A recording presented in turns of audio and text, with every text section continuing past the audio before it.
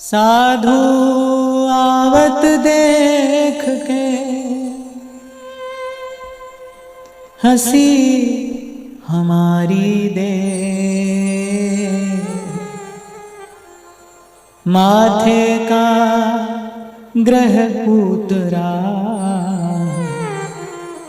नैनन बढ़ा सने।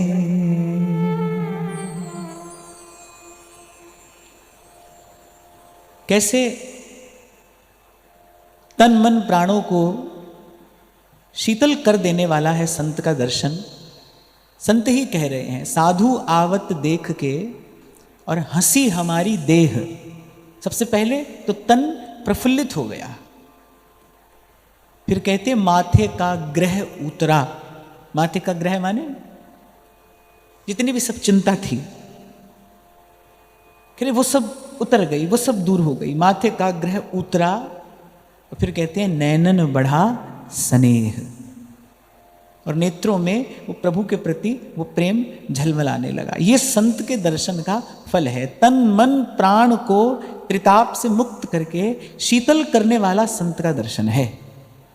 माथे का ग्रह उतरा और नैनन बढ़ा स्नेह।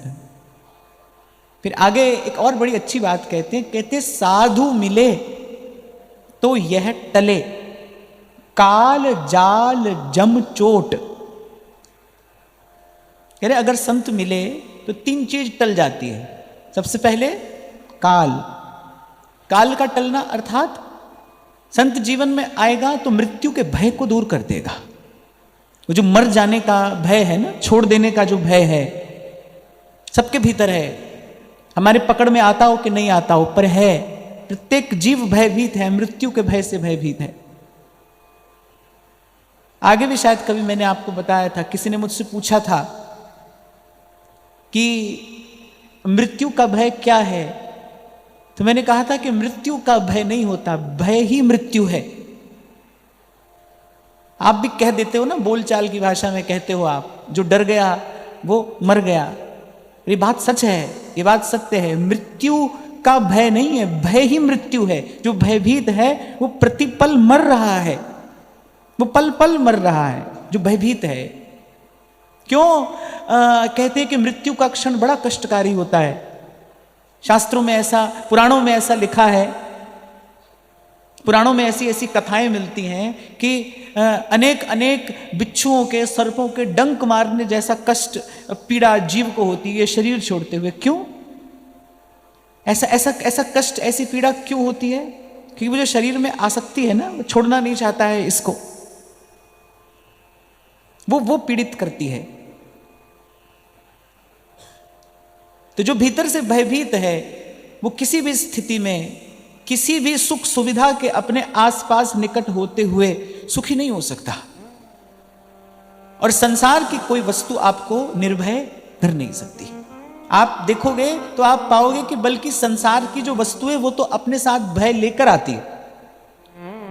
बहुत कीमती वस्तु आपके पास में आ जाए तो उसके साथ साथ भय भी आएगा, उसको संभाल के रखने की चिंता भी तो आएगी ना। सेठ लोग कहाँ रात को चैन से सो पाते हैं? वो सो नहीं पाते, नींद की गोली खाना पड़ता है, भूख नहीं लगती है, नींद नहीं आती है। क्यों? क्योंकि भय है, चिंता है। एक एक शब्द कहा जाए तो क्लेश है। संसार की उपलब्धि क्लेश लेकर आती है। इसीलिए कहा दुखालयम अशाश्वतम। इसीलिए संत कह रहे हैं भाई ये दुख का घर है, यहां प्रत्येक वस्तु दुख लेकर आती है, क्लेश लेकर आती है, भय। और मैंने तो इस संसार में अगर कभी किसी को निर्भय देखा है तो केवल साधु को देखा है, संत को देखा है। संत निर्भय होता है, निर्भय। और कई बार हमने चिंतन किया, बड़ी ऊंची स्थिति है, चेतना की बड़ी ऊंची स्थिति है निर्भयता, फियरलेसनेस। कल ही हम कह रहे थे कि इन संतों की वाणी गाने में ऐसा आनंद क्यों आता है, इन संतों के शब्दों में ऐसा आनंद क्यों है? क्योंकि उसी निर्भयता के धरातल पर खड़े होकर इन संतों ने ये सब कहा है, निर्भय होकर। अब मृत्यु का भी भय नहीं है। तो कह रहे संत मिले तो यह टले। सबसे पहले क्या क्या टलेगा? काल का भय। तेरे सेवक को पौ किच्छ नाही, जम न आवे नेड़े। भाव किच्छ नहीं। वस्तु के खो जाने का भय नहीं है हमारे जीवन में, फिर व्यक्ति के खो जाने का भय होगा? भय तो है। जिसके साथ अहमता ममता है उसके खो जाने का भय तो है। इसलिए मैंने कहा कि हो सकता है आज पकड़ में नहीं आ रहा, ऊपर है, भीतर है, मान लेना चाहिए इसको। कभी कभी होता है ना, जब अचानक कोई प्रतिकूलता आकर खड़ी हो जाती है और भीतर से टूटने बिखरने लगते हैं हम, तब हमको खबर पड़ती है कि भाई कहां खड़े थे हम। फिर संत दूर कर देता है, गुरु ने काटी ममता मेरी, और बस ममता के बंधन के कटते ही वो ममता जन्य जितने क्लेश हैं जिसमें भय एक है वो भी दूर हो जाता है। तो सबसे पहले कहते काल, फिर कह रहे जाल। किसका जाल? माया का जो जाल है ना, ये जो मोह के बंधन में जो जीव बंधा है। इसीलिए आपसे मैं उस दिन कह रहा था भाई साधु के पास जाना ही क्यों चाहिए, पहले ये तो सीखिए क्यों जाते हैं संत के पास। बुद्धि को खोल कर और फिर ये बात अपने भीतर लेकर जाओ ताकि फिर इसका विचार कर सको भाई संत के पास में क्यों जाना है, किस लिए जाना है। इसलिए कल आपको मैं कह रहा था भाई संसार से संबंधित किसी बात की चर्चा और आपके व्यवहार से संबंधित देने के लिए कोई आशीर्वाद हमारे पास में नहीं है, मेरे पास में तो नहीं है भाई। मैं तो कल ही शंभू जी से कहने वाला था, क्या होता है भाई हर दूसरे चौथे दिन कोई आ जाता है शादी का कार्ड लेकर। फिर कोई, अब जब शादी होगी तो फिर एक दिन आओगे बालक हो गया है, या आ जाओगे नहीं हुआ है। अब शादी ब्याह हुआ है तो भाई कुछ दुकान धंधा भी चाहिए, अब दुकान खोल ली है, अब खुली हुई थी तो बंद हो गई है। तो हम जीवन भर यही काम करते रहेंगे क्या? तो जो करता हो उसके पास जाओ भाई, हम नहीं करते हैं। हमारे पास ऐसा कोई आशीर्वाद नहीं है, हमारे पास ऐसी कोई शुभकामना नहीं, और हमारी मंगल कामना अगर है तो भाई फिर वो सबके लिए है। जो हमारे पास आ रहा है उसके लिए भी है, और जो हमारे पास नहीं आ रहा है उसके लिए भी है। तो आपका ब्याह हो रहा है, बड़ी अच्छी बात है, नहीं हो रहा है उससे भी अच्छी बात है। हाँ, फिर कोई पूछता है आप क्यों, तो आप क्या कहते हैं? नहीं करे, कर लो, मत करो, कर लो, तुम जानो, हमसे मत पूछो। हमारे पास ये सब बात लेकर मत आओ, हमारे पास ये सब चर्चा लेकर बिल्कुल मत आओ। हमसे अगर बात करनी हो तो भजन की बात करो, और भजन की बात यहां होती है। भजन की बात करने के लिए तो आप मैं यहां पर आकर बैठे, वो सब बात तो यहां पर होती है। और कर ली भाई, बहुत कर ली, ऐसी बातें भी बहुत कर ली। फिर मैंने सोचा, मैं क्या शंभू जी बेचारे किस किस को कहेंगे, मैं ही यहां से सार्वजनिक रूप से ये बात कह दूं, ये बेचारा किस किस को उत्तर देगा, तो मैं ही कह दूं ये बात। क्या बहुत कर ली भाई ये बात हमने, अब हमारे पास ये सब बात करने के लिए मत आओ, हमसे बात ही नहीं करो, ऐसी कोई चर्चा ही हमसे मत करो। हमारे पास इसका उत्तर देने के लिए कुछ भी नहीं है, कुछ भी नहीं। होई ही जो राम रचि राखा, जो प्रभु ने रचा है भाई वो हो रहा है, हुआ है, होता रहेगा, और उसी होने में ही आपका मेरा हम सबका हित है, उसी होने में ही हमारा मंगल है। हमको अब मैं अपनी बात यदि करूं तो मुझे तो अब एक भी शब्द इसके लिए प्रयोग नहीं करना है, मुझे तो एक भी शब्द नहीं कहना है व्यवहार संबंधी किसी भी वार्ता के लिए। ठोकर खाते खाते यहां तक आए हैं भाई, नाम और धाम की कृपा से, गुरु चरणों की कृपा से अब हमको थोड़ा होश आया है, तो हमको तो भाई भजन करना है। आपको करना हो तो आप हमारे पास आइए, आपको करना हो तो आप हमारे साथ चलिए, नहीं तो जो आपको चाहिए वो भी संसार में बहुत दुकान है भाई, वहां पर मिल रहा है, हमारे पास नहीं है। तो यहां कह रहे हैं कि पहला काल और फिर कह रहे जाल। साधु के पास इस जाल से मुक्त होने के लिए आया जाता है। और अगर सच्चा साधु है, अगर साधु ही है, तो साधु तो भाई बंधे को भी मुक्त करने वाला है।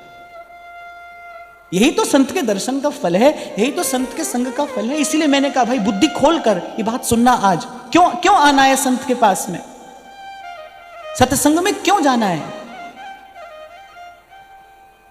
इसका परिणाम क्या होता है? आप जाते हो, आप कहते हो आशीर्वाद दे दो, वो बेचारा भी क्या करे, शिष्टाचार है, आशीर्वाद देना पड़ता है। अब प्रारब्धवशात परिस्थिति प्रतिकूल हो जाती है, आप कहते हो लो गुरुजी से आशीर्वाद लिया था फिर ऐसा हो गया। अब गुरुजी बेचारे क्या करें? तो गुरुजी बेचारे ये करे कि जैसे हमारे व्यास जी कहते हैं, व्यास न देत असीस सराप, बोले ना किसी को आशीर्वाद देते, ना किसी के लिए कोई ऐसी वैसी बात कहते, कुछ नहीं कहते किसी के लिए, कुछ नहीं कहते। हुई ही जो राम रचि राखा, यही बात कहते हैं। और फिर मैंने कहा ना भाई, बहुत कर लिया अब तक, बहुत व्यवहार कर लिया, हमने भी कर लिया। मैं आपकी बात क्या कहूं, अपनी बात ही कह रहा हूं, हमने भी बहुत कर लिया, अब और नहीं करना है, अब नहीं करना है। अब तो भावे कोई निंदो भावे कोई बंदो, गुण गोविंद जी रागास्या, जी मार्ग सब संत गया छे, जी मार्ग सब संत गया छे, वी मार्ग में जास्या, मीरा रंग लाग्यो नाम हरि, और रंग अटक परी, मीरा रंग लाग्यो नाम हरि, और रंग अटक परी। और भाई ऐसे भी बहुत सारे लोग होते हैं जो इस विषय के स्पेशलिस्ट होते हैं, विशेषज्ञ होते हैं। इस समय ऐसा आशीर्वाद देना, इस समय ऐसा आशीर्वाद देना। हमने भाई वो पुस्तक कभी पढ़ी नहीं, तो हमको उस विषय में कोई जानकारी भी नहीं है। ईमानदारी की बात तो ये है, हम उस विषय में कुछ जानते भी नहीं है, कहे क्या। मैं तो कोई बहुत शास्त्र पुराण पढ़ा नहीं हूं, मैं तो सिर्फ इन संतों की वाणी पढ़ता हूं, इन्हीं संतों की वाणी गाता हूं। और इन संतों की बात से एक बात समझ में आई, सांस सांस सिमरे गोविंद, मन अंतर की चिंत। इन संतों की बात से एक बात समझ में आ गई, चंगे आइया बुरे आइया, बाचे तरम हदूर, करनी आपो आपनी, के नेड़े के दूर, सतनाम सतनाम सतनाम सतनाम। समझ में आ गई ये बात, जो जस करही सो तस फल चाखा। तो मैं तो कहता हूं भाई, बहुत खुश हो, प्रसन्न हो तो भी भजन करो, नहीं हो तो भी भजन करो। कितनी भी प्रकार के प्रश्न आप हमसे पूछो, उत्तर में हमारे पास कहने को क्या है? एक आप सोचो, विचारो, ईमानदारी की बात हमारे पास में कहने के लिए क्या है? भाई भजन करो।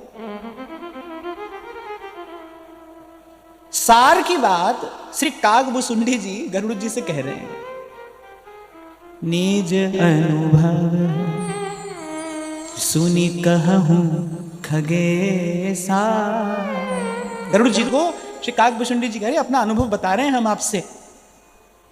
बुद्धिमान वही होता है, आप ही कहते हो ना, आपसे ही सुना है मैंने, आप ही लोगों से सुना है। भाई अक्लमंद को इशारा ही बहुत होता है। अब आप देख लो, आप बुद्धिमान हो या नहीं हो, बुद्धिमान हो तो संकेत ही पर्याप्त है, इशारा ही बहुत है। और इशारा संतों ने कर दिया, बिन हरि भजन न मिटहि कलेसा। लो ये सार की बात है भाई, अब और क्या कहना है, क्या सुनना है? संतों ने तो सब वेद शास्त्र का निचोड़ आपके हाथ में दे दिया। दुखी हो, हाँ दुखी है, दुख से मुक्त होना चाहते हो, हाँ मुक्त होना चाहते हैं, तो लो भजन करो। ऐसा प्रश्न हो, वैसा प्रश्न हो, भीतर का हो, बाहर का हो, व्यवहार का हो, व्यापार का हो, भाई सबकी एक ही तो औषधि है, सब है रोग की औषध नाम। वो मेरे सारिया दुखां दा दारू, एक पुड़ी राम नाम। कोई दुख काल लेकर आता है, कोई दुख कर्म लेकर आता है, कोई दुख प्रारब्ध लेकर आता है, पर सब दुखों की औषधि क्या है? सब दुखों से मुक्त होने की विधि क्या है? सब है रोग की औषध नाम। साधु होगा तो भाई यही बताएगा।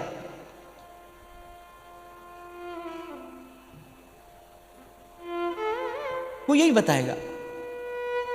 हमारे महाराज श्री ने ही मुझे बताई थी ये बात। महाराज श्री बहुत समय तक उन संत की सेवा में रहे, श्री फलाहारी बाबा।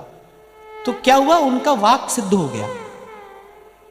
नामनिष्ठ संत थे, नाम जपते जपते राम राम जपते थे, और तारक मंत्र राम है, मंत्र राज है। जपते जपते उनका वाक सिद्ध हो गया। अब संसार के लोगों को पड़ गई खबर, अब तो वहां लाइन लगने लगे क्योंकि संसार तो ऐसा ही है ना भाई, वो तो स्वार्थ सिद्धि के लिए गीध दृष्टि लगाए बैठा है, कहां से मेरी स्वार्थ सिद्धि हो जाए। उसको इस बात से कोई अर्थ नहीं है भाई संत है नहीं है, उसको इस बात से भी अर्थ नहीं है मंदिर में जो बैठा है वो भगवान है या कोई और है, वो भूत है प्रेत है कौन है, उसको इस बात से लेना देना नहीं है। उसको तो अपनी स्वार्थ सिद्धि करानी है, जहां से होगी वो वहां चला जाएगा। अच्छा, और मुझे लगता है ये भी सब एक भ्रम ही है। लगता हो व्यक्ति को भाई यहां से काम बन गया, कहीं से नहीं बना भाई, बनना ही था, बनना था बन गया, नहीं बनना था तो नहीं बना। रत्ती घटे न तिल बढ़े, तो वहां तो भाई लगने लगा तांता। साधु को भाई अनेक अनेक जतन करके अपने आप को बचा कर रखना पड़ता है संसार से। संसार का मिलना कोई कठिन बात है? बिल्कुल भी नहीं भाई, बिल्कुल भी नहीं। अगर कोई सोचे ना बहुत बड़ी भीड़ इकट्ठी कर ली मैंने और ये बहुत बड़ी उपलब्धि है, कुछ भी नहीं भाई, ये तो बहुत बड़ा भ्रम है। भीड़ मिलना उपलब्धि नहीं है, भीड़ से अपने आप को बचा कर रखना ये उपलब्धि है। अपने आप को बचा कर रखे इस संसार की भीड़ से, तब तो शूरवीर है। पर भीड़ में भीड़ हो जाना ये कोई बहुत बड़ी उपलब्धि नहीं है। तो क्या होता था, कोई भी उनके पास आता था ना तो वो राम रक्षा स्तोत्र का पाठ करना आरंभ कर देते थे। जैसे ही कोई आकर बैठा वो शुरू कर देते थे, राम रामेति रामेति रमे रामे मनोरमे, राम रक्षा स्तोत्र का पाठ शुरू कर देते थे।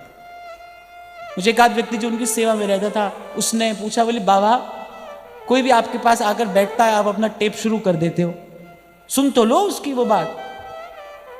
तो बाबा कहते हैं कि इससे पहले वो अपनी टेप शुरू करे, हम अपनी टेप शुरू कर देते हैं। और बोले उसकी टेप में जाने अच्छी बात हो ना हो, सच्ची बात हो झूठी बात हो क्या बात हो, भले हमारी टेप में कम से कम सच्ची बात तो है। देखो बात भी बिल्कुल ठीक है। वो कह रहे राम रामेति रामेति रमे रामे मनोरमे। अब सच्ची बात तो यही है भाई। इतने दिन हो गए हमको ये बात यहां कहते कहते, इस झूठे संसार में सच्चा क्या है? उसका नाम सच्चा है भाई, साचा तेरा नाम रे। सच्ची बात तो यही है।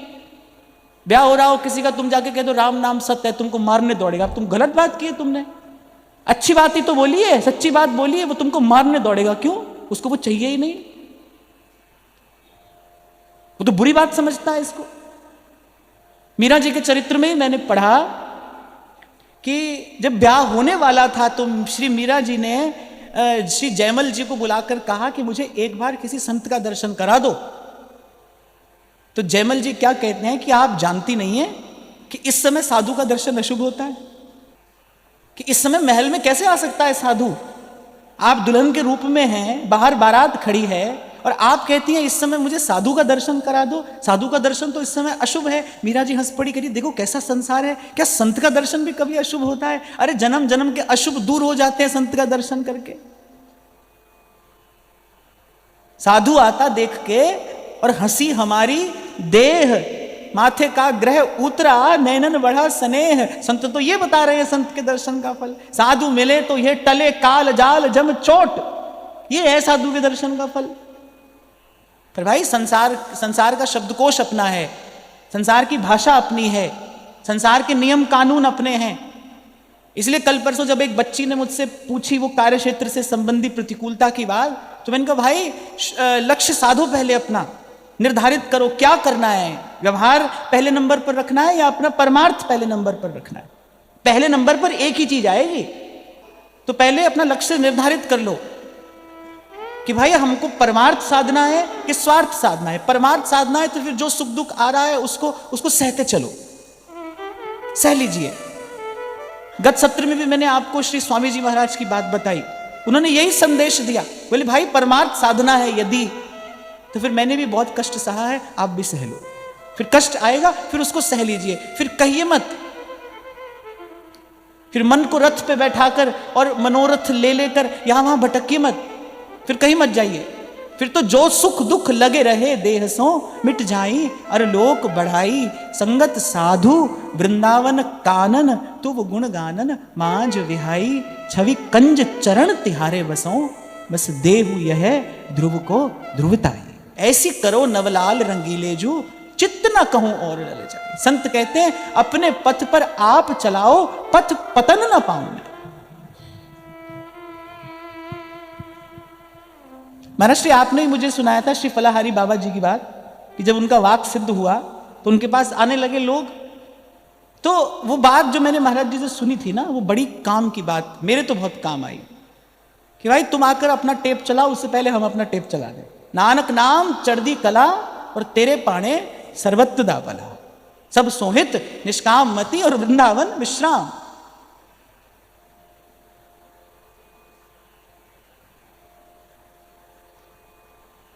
और मैं आपको ये नहीं कह रहा हूं कि मैं संसार के द्वंद्व से मुक्त हो गया हूं, मैं ये तो नहीं कह रहा हूं आपसे, पर हाँ इतना अवश्य है, अब भाई यहां की कोई बात, यहां की कोई घटना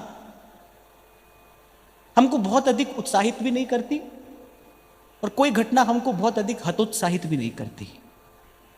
नाम की कृपा से, नाम के प्रकाश में दिख रहा है भाई प्रभु की इच्छा से ये सब हो रहा है। एक भरोसा है कि भगवान की इच्छा में जीव मात्र का मंगल है। संतों ने यही गाया है कि वो मंगल भवन है, अमंगल हारी है। वो अनुग्रह करते हैं तो भी उनकी कृपा है, वो यदि किसी कारण से निग्रह करते हैं तो भी उनकी कृपा ही है। वो कृपा के अतिरिक्त और कुछ नहीं करते, कृपा ही है। तो मैं तो आपको यह कह रहा था कि भाई संसार से तो बचा के रखना पड़ेगा अपने आप को।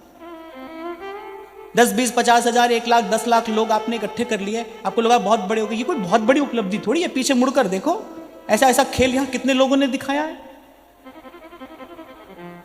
ऐसा खेल यहां कितने लोगों ने दिखाया। आए, अपना नाटक दिखाकर चले गए। आज कौन जानता है, कौन पूछता है।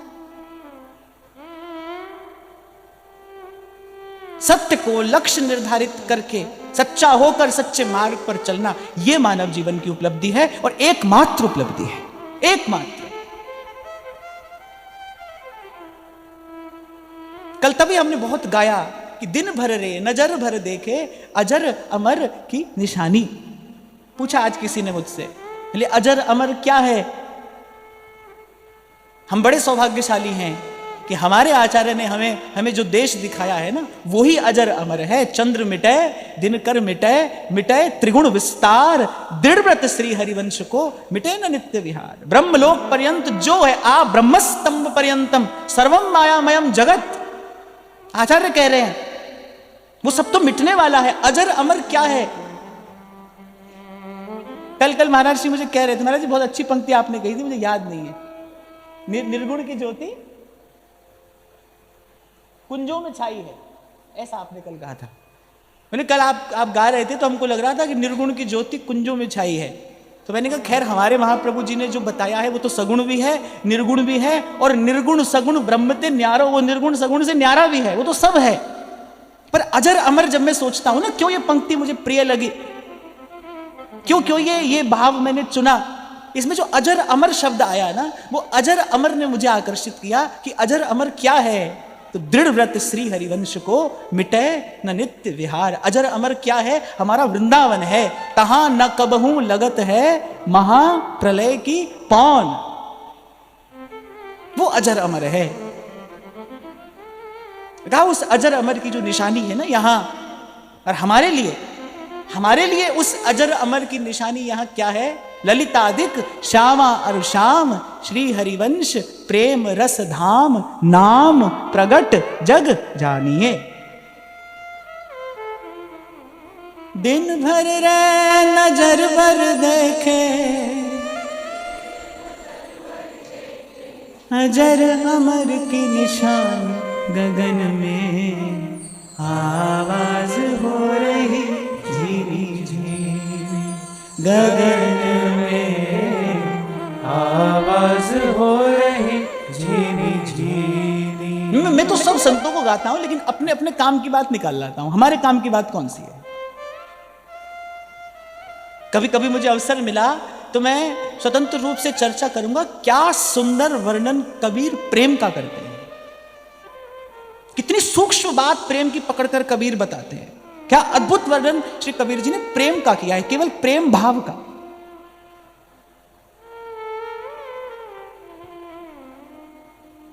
तो ये 2 पंक्तियां इसलिए चुनी मैंने। ये जो अजर अमर शब्द आया ना, इसने मेरे मन को खींचा कि अजर अमर कौन है। जो नित्य है वही तो अजर अमर है, जो नित्य है। और नित्य क्या है, नित्य विहार।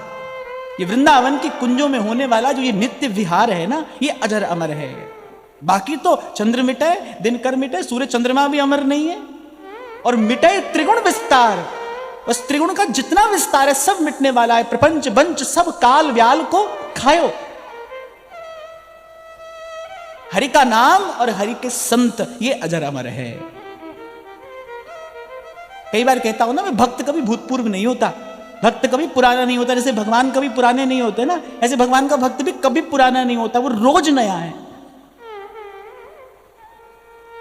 कल हमने गाया तो आनंद आया ना, अब ऐसा थोड़ी आज गाएंगे तो आनंद पुराना हो जाएगा। तो जब जब गाएंगे तब तब आनंद है, और नया आनंद है, नवीन। नाम जब जब रटो तब तब नाम जन्य जो आनंद है वो नवीन ही तो है। कोई आंख खोलकर देखे तो कि ये घटना घट कैसे रही है, कोई इसका विचार तो करे। और विचार करना संत सिखाता है। इसीलिए मैंने आज आरंभ किया यहां से कि भाई संत के पास इसी सत्य वस्तु का विचार करने के लिए तो जाना है, यही तो सीखना है उससे। वहां जाकर भी व्यवहार की बात करोगे, यही तो सीखना है साधु से। तो कह रहे साधु मिले तो यह टले, मिले नहीं। साधु मिले तो यह मिले नहीं, साधु मिले तो यह टले। काल जाल और जम चोट। जम की चोट क्या है? वो जो अकाल मृत्यु है ना, काल फिरत सर साधे, ये जम की चोट है। भ्रमत फिरत है काल संग नित शीस पर। जैसे पारधी बाण लगाए रहता है ना, घात लगाए बैठा है, वो जरा सा बस वो मृग है जो हरिण है, वो जरा सा असावधान होता है और बस इतनी देर में वो अपना कार्य साध लेता है। भ्रमत फिरत है काल संग नित शीस पर, यह तन अति छिन्न भंग धुआं को धोर है। याते दुर्लभ काल न वृथा गवाइए। गाइए। याते दुर्लभ काल न वृथा गवाइए। ब्रजनागर नंदलाल सुनिस दिन गाइए। ब्रजनागर नंदलाल सुनिस दिन गाइए। संतों के कुछ शब्द अपने मन को पढ़ाने के लिए है, अपने मन को सुनाने के लिए। संतों की वाणी में कुछ बातें तो ऐसी हैं जो वस्तुतः प्रवचन उपदेश के लिए नहीं, अपने मन को सुनाने के लिए हैं, बार बार सुनाने के लिए। बार बार कहिए मन से, याते दुर्लभ काल न वृथा गवाइए। दुर्लभ काल न वृथा गवाइए। ब्रजनागर नंदलाल सुनिस दिन गाइए। ब्रजनागर नंदलाल सुनिस दिन गाइए। अभी हम जयपुर में चर्चा कर रहे थे, किसी ने प्रश्न पूछा क्या है भगवान की माया। तो मैंने कहा बताओ, नाम जपने में कोई कष्ट है? नहीं है। गांठ से कुछ लगता है? नहीं लगता है। कोई परेशानी है? नहीं है। फिर भी भगवान का नाम जप नहीं होता, ये भगवान की माया। कोई भी कष्ट नहीं है नाम जपने में। बताओ क्या कष्ट है? रटना ही तो है, जीभ से रटते ही तो जाना है, तोते के जैसे। केवल रटना है, कुछ खर्च नहीं होता। और मीरा जी तो कहती है, खर्चे न खूटे चोर न लूटे। अरे तो धन ऐसा है कि दिन दिन बढ़त सवायो। पर फिर भी नाम का जप नहीं होता। ये माया श्री कृष्ण की मोयो सब संसार।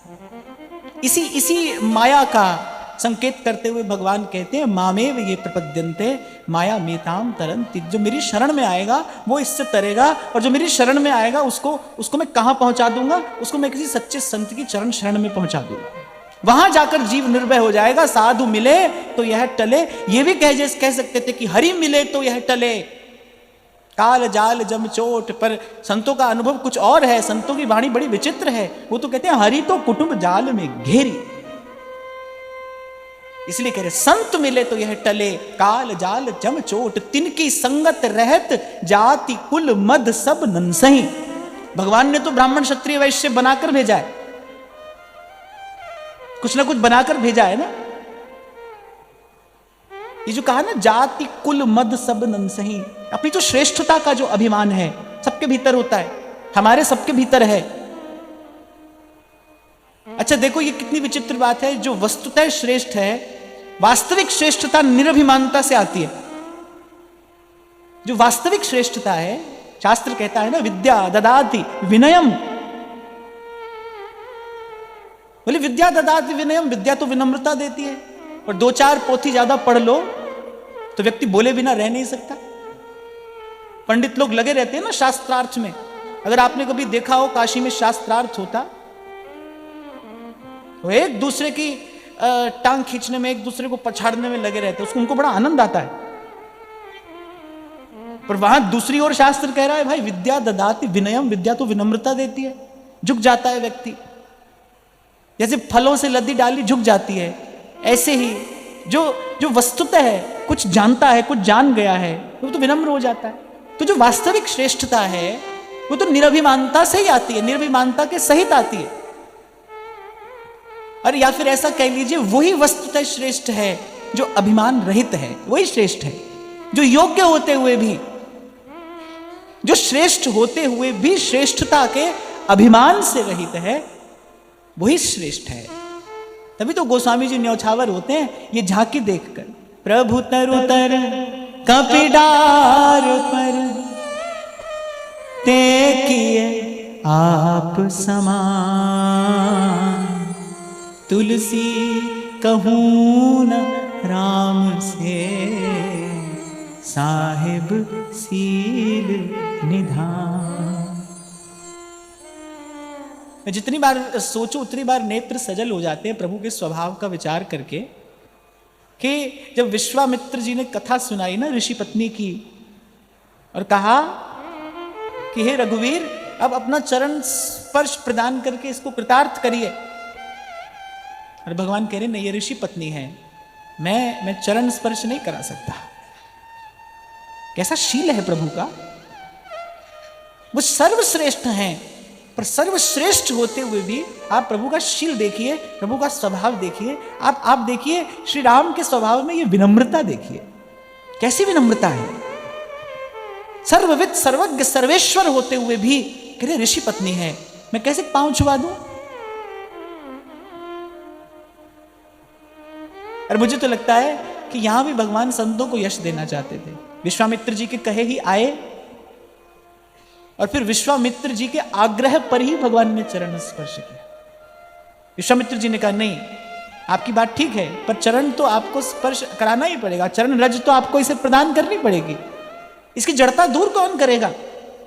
जीव की जो जन्म जन्म की जड़ता है उसको दूर करने में अगर कोई समर्थ है तो केवल आपकी चरण रज ही तो समर्थ है। ये जो हमारे मन की जड़ता है कौन दूर करेगा इसको? कैसे दूर होगी? कौन सी औषधि है?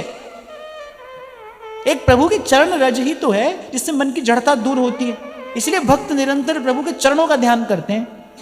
प्रभु के चरणों का जो ध्यान है, महाप्रभु कह रहे ना राधा वल्लभ लाल को हृदय ध्यान मुख नाम। और शायद कभी हमने बड़े विस्तार से चर्चा की थी, जब राधा वल्लभ लाल का ध्यान करना है तो पहले पहले किसका ध्यान करना है? श्री चरणों का ध्यान करना है। मुख पर नाम और हृदय में चरणों का ध्यान, क्योंकि सुधा निधि में महाप्रभु जी ने स्पष्ट किया अनेक स्थानों पर। एक जगह तो यहां तक कहा कि जागृत स्वप्न सुषुप्तिषु स्फुरतु मेराधा पदाब्ज छटा, पदाब्ज छटा। अनेक अनेक स्थानों पर महाप्रभु श्री प्रिया जी के चरणों के स्मरण की बात करते हैं, क्योंकि जो मन की जड़ता दूर करने की जो युक्ति है वो तो चरणों का भजन है। श्री चरणों से बहता है कुछ ऐसा अमृत जो ये मन की जड़ता दूर करता है। कभी कभी इच्छा ना हो रही हो ना अपना नियम करने की, ये छोटा सा फॉर्मूला देता हूं मैं आपको। कभी कभी अपना नियम करने की भी इच्छा ना हो रही हो, कभी जड़ जड़ता आ जाए मन में, कुछ भी करने की इच्छा नहीं है, ऐसा लग रहा है कि मन बिल्कुल भाव रहित सा हो गया है, माला उठाने की भी इच्छा नहीं हो रही है, श्री जी के चित्रपट के सामने बैठकर मगर कुछ देर उनके श्री चरणों को निहारना। वो चरण है ना वो मन की जड़ता दूर करने वाले हैं। तो विश्वामित्र कह रहे हैं कि प्रभु अगर आप भी अपना श्री चरण संस्पर्श नहीं प्रदान करेंगे फिर जीव की जड़ता दूर कौन करेगा? आप ना नहीं कर सकते। और फिर उसके बाद की कथा तो सब जानते हैं, चरण छुआए और अहिल्या तारी। मुझे लगता है हाँ ये हम सब की कहानी है, ये त्रेता में घटी कोई घटना मात्र नहीं है, ये तो जीव मात्र की कहानी है, हम सब की कहानी है। हम सभी तो पाप के शाप से ग्रस्त होकर जड़ हुए पड़े हैं ना। आंख बंद करो, भीतर क्या है? अंधेरा है। ऋषि के आश्रम में भी क्या है? अंधकार है, नीरव, कोई नहीं आता वहां। भगवान ने यही तो पूछा कि इस स्थान पर ऐसी उदासी क्यों है, ऐसी नीरवता क्यों है यहां।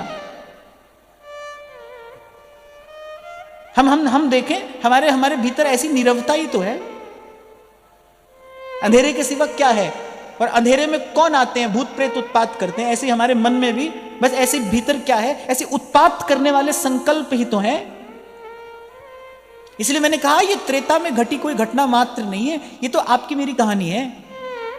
संत को दया आती है, वो भगवान का हाथ पकड़ कर ले आता है कि प्रभु देखिए ये जीव पड़ा है जन्म जन्म से जड़ होकर, इसको अपनी चरण रज प्रदान करिए, दीजिए इसे अपने चरणों की भक्ति। भगवान सकुचाते हैं, फिर संत आग्रह करता है कि आपको करना ही पड़ेगा। महाप्रभु आग्रह करते हैं श्री जी से कि ताते यह मर्याद राखनो, बीठल दास को अहो सींचनो, करना ही पड़ेगा आपको ये। क्यों सबने कहा? स्वयं भगवान कह रहे हैं मोते अधिक। क्यों इसीलिए कह रहे हैं। भगवान तो भाई अपनी मस्ती में मस्त हैं, वो तो अपने आनंद में मगन है। उनको तो उनके जैसा फकीर कोई नहीं है, उनको तो न लेना है न देना है, उनको न लेना है न देना है। मंदिर में कोई उनकी सेवा करे तो भी मुस्कुराते हैं, नहीं करे वो तो भी मुस्कुराते हैं। प्रभु तो सदा ही मुस्कुराते हैं। हम प्रसन्न हो जाते हैं ना, ठाकुर जी मुस्कुरा रहे हैं, अरे भाई वो तो सदा ही मुस्कुरा रहे हैं। ये देखो हमारे मन की कली खिल रही है कि नहीं। वो जो हमारे मन की कली है ना, मन की कली खिल जाए, हमारे मन की कली खिल रही है कि नहीं, ये देखना चाहिए।